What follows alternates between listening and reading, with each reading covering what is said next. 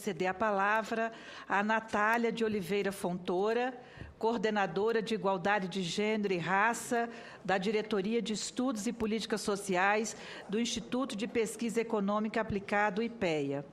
Natália, pelo tempo que você julgar necessário, a palavra está com você. Muito obrigada. Bom dia a todos os presentes. Cumprimento muito cordialmente a senadora Ana Rita e Tatal, e pela Tatal todas as colegas da SPM, onde eu tive o prazer de trabalhar também. Cumprimento Cláudia Araújo. Bem, eu acho que fazer uma audiência pública em comemoração ao Dia Internacional da Mulher significa... É um desafio porque a gente tem muito assunto. Falar de desigualdade de gênero significa falar de desigualdade de gênero nos mais diferentes campos da vida social. Então, a ministra abarcou diferentes campos de atuação da política do governo federal. A Cláudia vai abarcar o campo da saúde da mulher e eu fui chamada aqui, até pela própria história do IPEA, para falar sobre a presença das mulheres no mercado de trabalho, os desafios que ainda permanecem nesse campo. É uma honra estar aqui no Senado, acho que faz parte da nossa missão como servidores públicos, poder contribuir para os debates. Dentro da missão do IPEA está exatamente produzir conhecimento para o aperfeiçoamento das políticas públicas.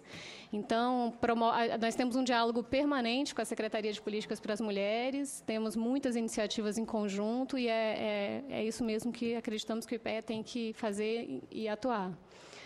Dentro dessa missão de produzir conhecimento para o aperfeiçoamento das políticas públicas, na coordenação de igualdade de gênero e raça, claro, um dos campos essenciais é o estudo do mercado de trabalho. Então, o objetivo da apresentação é trazer um retrato atual dessa presença das mulheres no mercado de trabalho e discutir o que pode ser feito para transformar o atual quadro. Onde eu aponto isso? Já foi.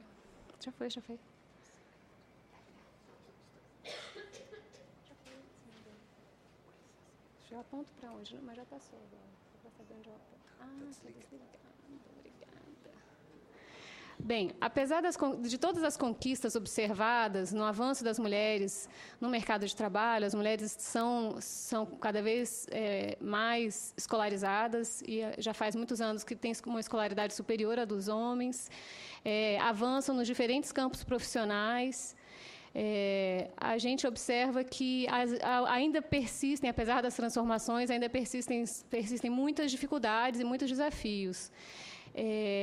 Isso se agrava se analisamos a questão das mulheres negras, que constituem o grupo que ocupa as piores posições no mercado de trabalho.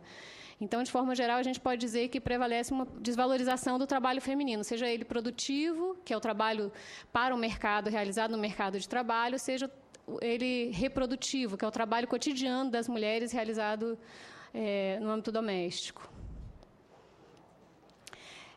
A gente pode fazer um apanhado das desigualdades existentes no mercado de trabalho hoje, e os números traduzem essa desigualdade entre as mulheres e os homens, né? Então, as mulheres têm menor taxa de participação, maior taxa de desocupação, vínculos trabalhistas mais precários, jornadas mais reduzidas, a presença menos frequente em cargos de direção e menores rendimentos. Eu vou passar rapidamente por cada uma dessas questões. E a gente não tem como a gente analisar a inserção das mulheres no mercado de trabalho sem pensar na atribuição feminina pelos trabalhos de cuidado, pelo trabalho doméstico não remunerado. Então, o fato de que as tarefas domésticas são vistas como responsabilidade feminina tem influência direta, cotidiana e grave sobre as possibilidades de inserção das mulheres no mercado de trabalho. Então, elas não só enfrentam uma dupla jornada de trabalho, como têm mais dificuldades na sua inserção e acabam, quando se inserem no mercado de trabalho, tem uma inserção que também está relacionada aos trabalhos de cuidado, né? Em geral, as mulheres são maioria na educação, na saúde, nos serviços, no trabalho doméstico. Então, isso está diretamente relacionado a essa responsabilização feminina pelo trabalho de cuidado. Então, a primeira dificuldade enfrentada pelas mulheres é acessar o mercado de trabalho. A gente coloca que é se colocar disponível para trabalhar. Isso significa as mulheres que estão trabalhando à procura de emprego. Apesar desse número ter crescido nas últimas décadas, a gente consegue perceber nos últimos anos que parece que foi atingido um teto, e esse teto é muito baixo, sobretudo em comparação à população masculina. Então, hoje, a gente tem que... nesse caso, o gráfico apresenta mulheres negras e brancas e homens negros e brancos. Dá para perceber que a linha está quase reta, né? A linha de cima, deixa eu mostrar aqui, é a taxa de participação, ou seja, os homens, a partir de 16 anos de idade, que trabalham, estão à procura de emprego, isso desde 95 até 2012, e as mulheres. Então, a gente percebe que das mulheres houve uma melhoria nesse período, mas nos últimos anos há uma estagnação. E essa estagnação dá para perceber que não passa dos 60% de mulheres que se colocam à disposição do mercado de trabalho, comparado a 80% dos homens. Essa diferença, tendo em vista que as nossas mulheres, as brasileiras, são mais escolarizadas que os homens, é dificilmente explicada por qualquer outro fator que seja ligado ao próprio mercado de trabalho, no sentido estrito do termo, ou atributos próprios das mulheres. É muito difícil explicar essa diferença permanente no atual estado da economia brasileira, no século XXI, sem relacionar o fato de que as mulheres são as que respondem pelos cuidados dos filhos, dos idosos e pelas tarefas domésticas. Então, uma mulher hoje, com um filho pequeno, que não tem acesso à creche pública, não tem uma vizinha, uma parente com quem deixar esse filho, simplesmente não tem como trabalhar, né? Qualquer pessoa que tem um filho pequeno sabe que é impossível. Então, e não só a impossibilidade de trabalhar pelo cuidado do filho pequeno, como toda uma questão cultural que coloca as mulheres num papel de cuidadoras e de donas de casa. Para aquelas mulheres que conseguem se colocar no mercado de trabalho, aquele ser entre 55% ali que a gente mostrou, existe uma segunda barreira, que é a barreira de encontrar, de fato, uma ocupação, um emprego. Então, também, de maneira muito persistente, a taxa de desemprego das mulheres é maior do que a dos homens, isso ao longo das décadas, né? Isso sendo mais grave ainda para as mulheres negras. Então, no gráfico, a gente percebe a flutuação da taxa de desemprego e dá para perceber as linhas superiores são as linhas das mulheres, né? Essa linha vermelha do meio são as mulheres em geral, e dividido, as mulheres negras têm as maiores taxas de desemprego, como dá para perceber, e os homens brancos as menores taxas de desemprego. Então, por mais que haja flutuação nesse período todo, a distância entre homens e mulheres permanece, ou seja, as mulheres que resolvem se colocar no mercado de trabalho têm mais dificuldade e têm uma taxa de desemprego quase o dobro da masculina. Então, a primeira barreira é entrar no mercado de trabalho, a segunda é encontrar uma posição, a terceira é encontrar uma posição de qualidade, um posto de trabalho de qualidade. Então, em geral, os vínculos das mulheres são mais precários, as jornadas são mais reduzidas, elas têm mais dificuldade de ascensão profissional e de acessar cargos de direção. Isso tem muita relação com a visão de trabalhador ideal. Isso é um termo usado bastante pela Organização Internacional do Trabalho, que eu vou até falar mais depois também.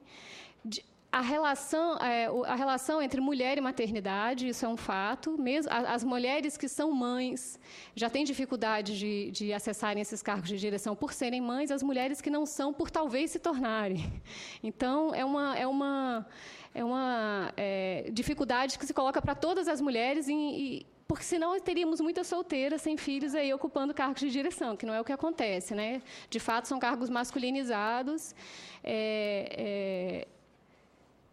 E tem o oposto da relação entre mulher e maternidade é a visão de trabalhador ideal, que é um homem, né, um trabalhador do sexo masculino, sem nenhuma responsabilidade familiar, além de levar renda para casa, e que tem total disponibilidade para o trabalho, né, 24 horas por dia, 7 dias por semana. Uma caracterização da questão dos vínculos mais precários, né? Em 2011, 37% das mulheres ocupavam as posições no mercado consideradas precárias, emprego sem carteira, trabalho doméstico sem remuneração.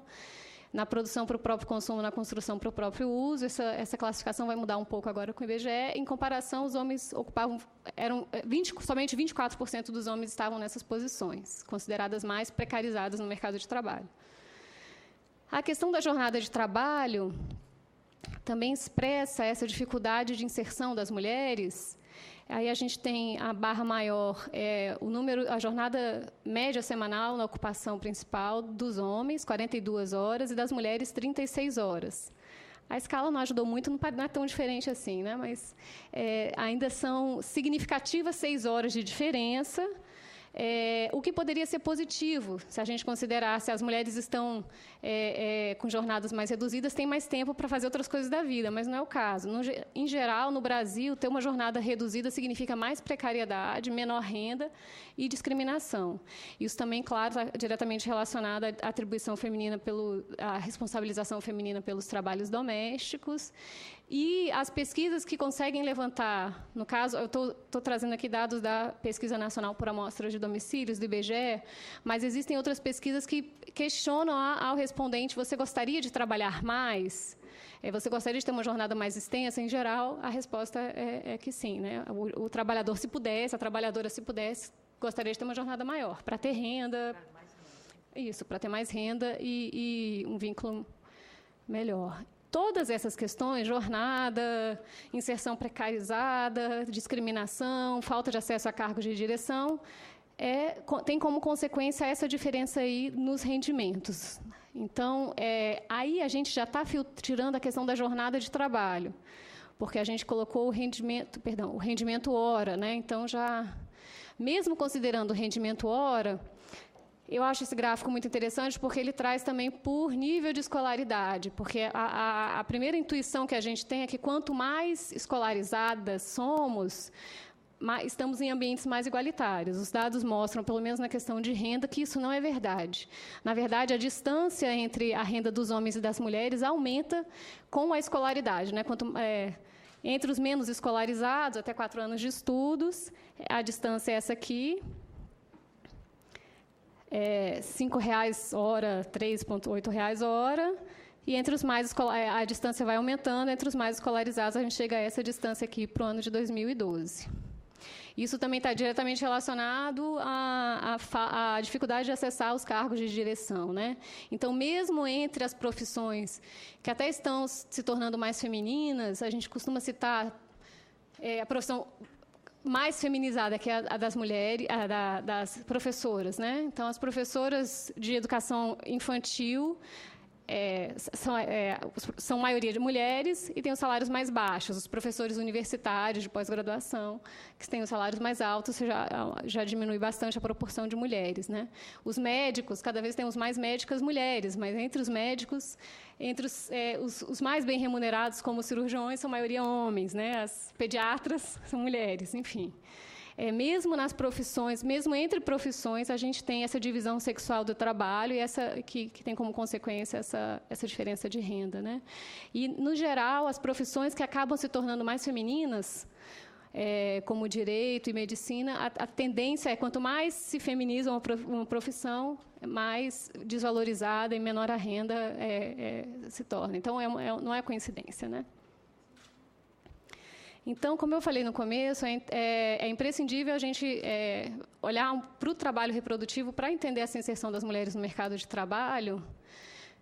E olhar para o trabalho reprodutivo significa olhar para as atividades que são fundamentais para a reprodução da sociedade, para que a gente exista, para que todos nós tenhamos saúde, uma boa alimentação, uma boa higiene em casa, as crianças consigam crescer, os idosos consigam ter qualidade de vida. Tudo isso alguém tem que fazer, né? Todo esse trabalho alguém tem que fazer, né?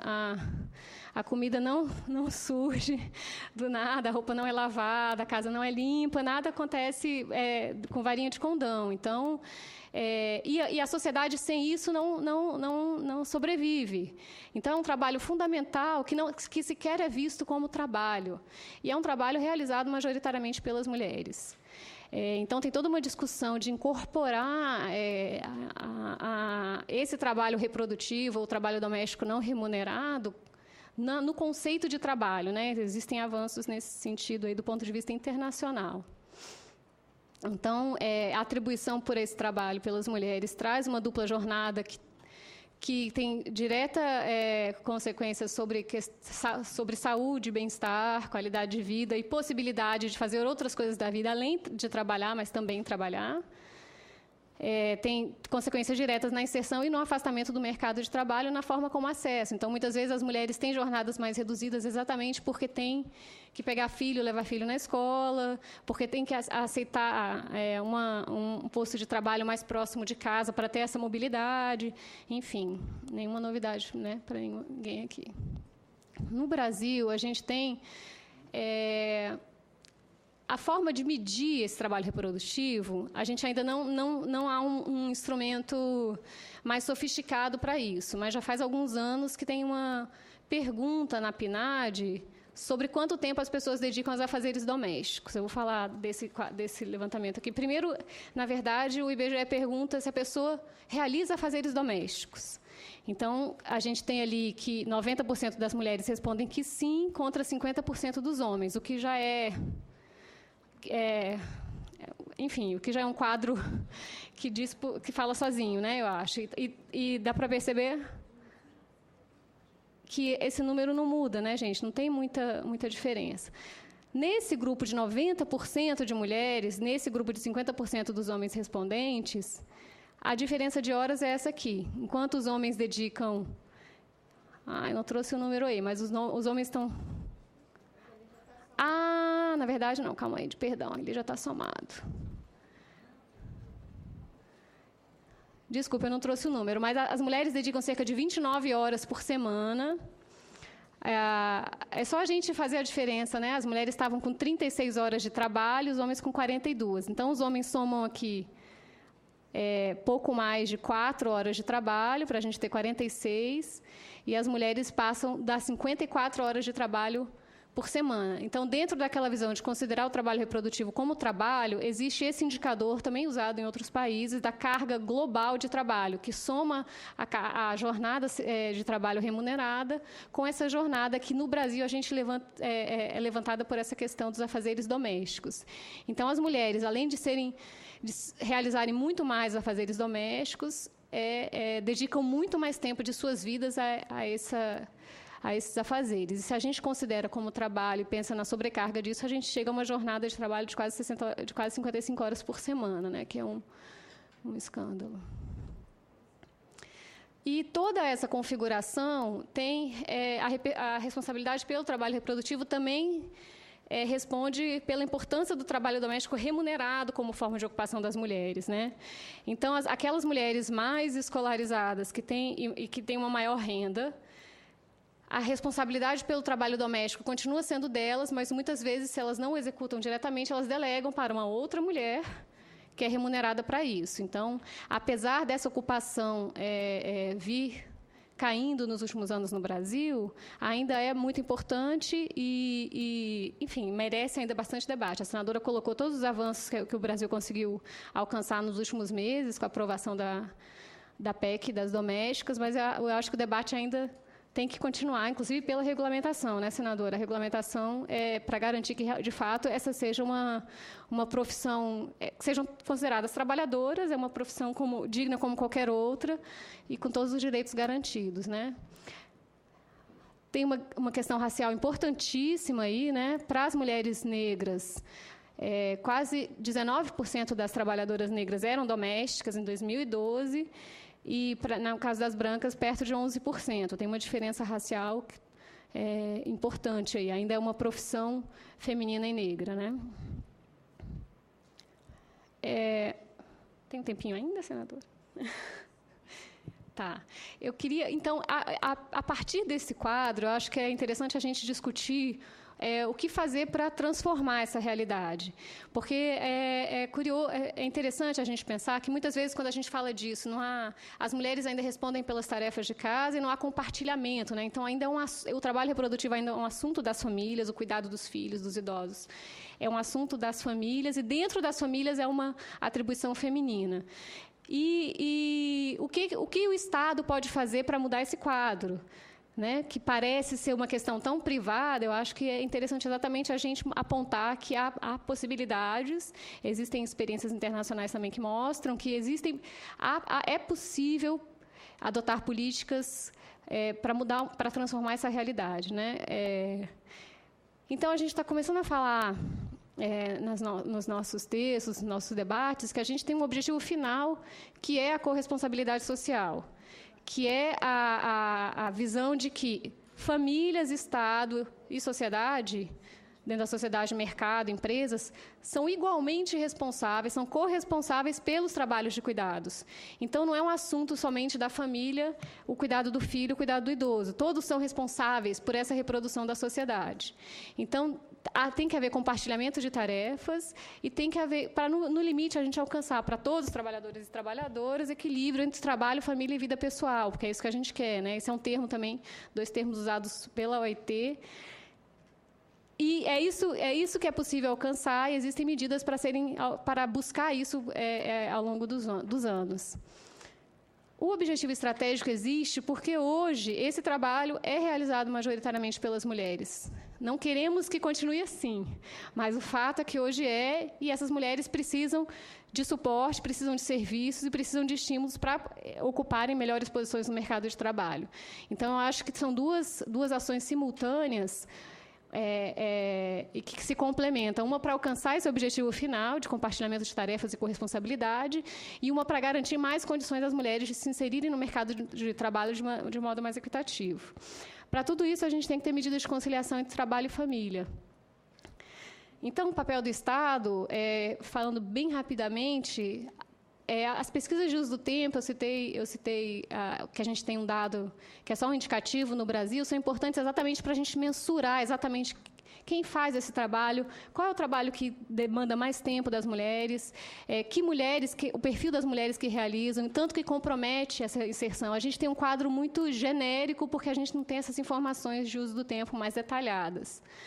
Isso ajudaria também a desenhar políticas de cuidado e de conciliação, como eu falei, para atingir esses 2 objetivos. E a regulação do trabalho doméstico remunerado, que a gente já avançou bastante.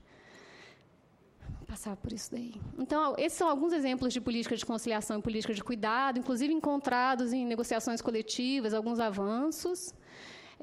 Muitos existentes já garantidos na nossa legislação, mas muitos sobre os quais a gente pode avançar. Um exemplo é a licença parental, que é um exemplo sempre citado para a gente desvincular a questão do cuidado do filho do papel da mãe, né? E aumentar a responsabilidade e estimular a paternidade ativa. Existe um projeto de lei, né, tramitando no Congresso Nacional sobre a licença parental, não sei como é que anda. Folga para acompanhar a parente em questões de saúde e educação, e tudo isso preferencialmente para trabalhadores e trabalhadoras, né, igualmente, que as empresas sejam incentivadas a terem esse tipo de visão, né, para o pai e para a mãe. Outros exemplos, por exemplo, proteção contra a demissão do pai por nascimento do filho, que é uma coisa que não existe, né, só da mãe, enfim. Licença maior para nascimento de gêmeos. Tem vários exemplos. Alguns já existem negociações coletivas de trabalho, né? Agora, o que mesmo que já existe, ainda tem ainda é uma baixa cobertura, são muito poucos trabalhadores e trabalhadoras que têm acesso a esses direitos. Muitas medidas voltam-se somente para as mulheres, então são as mulheres que têm, só se tiver trabalhadora que tem a creche, só a mulher que tem a licença maior, enfim. O enfoque ainda é muito na infância, sendo que a questão dos idosos e das pessoas com deficiência é da maior relevância e vai se mostrar cada vez mais relevante no nosso país. E isso reproduz as desigualdades, né? Então, as mulheres que podem delegar esse serviço, que podem pagar por uma creche, que podem pagar uma babá, uma trabalhadora, continuam tendo esse privilégio, e a reprodução das desigualdades na atribuição feminina pelo cuidado e não masculina. Acho que eu vou tentar só passar. O custo da inexistência desse tipo de política, eu acho que é interessante apontar que tem um custo pessoal muito significativo, mas que acaba se tornando um custo social e um custo econômico para o país, né? Então, há um desperdício muito grande da força de trabalho, são essas mulheres como eu falei, escolarizadas, que desejam trabalhar, que gostariam de trabalhar e que não têm acesso ao mercado de trabalho.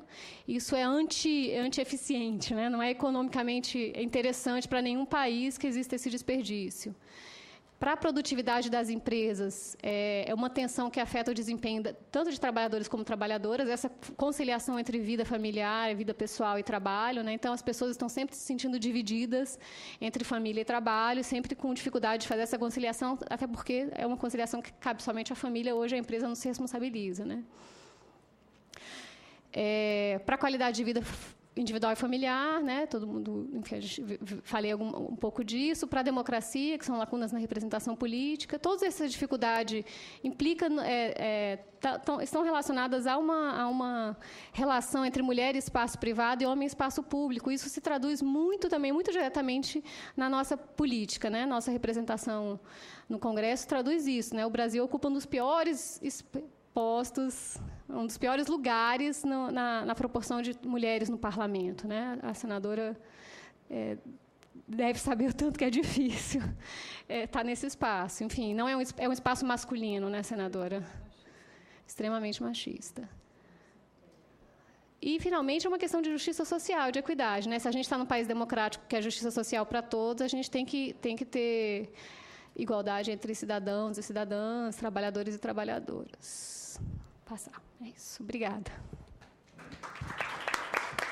Obrigada, Natália.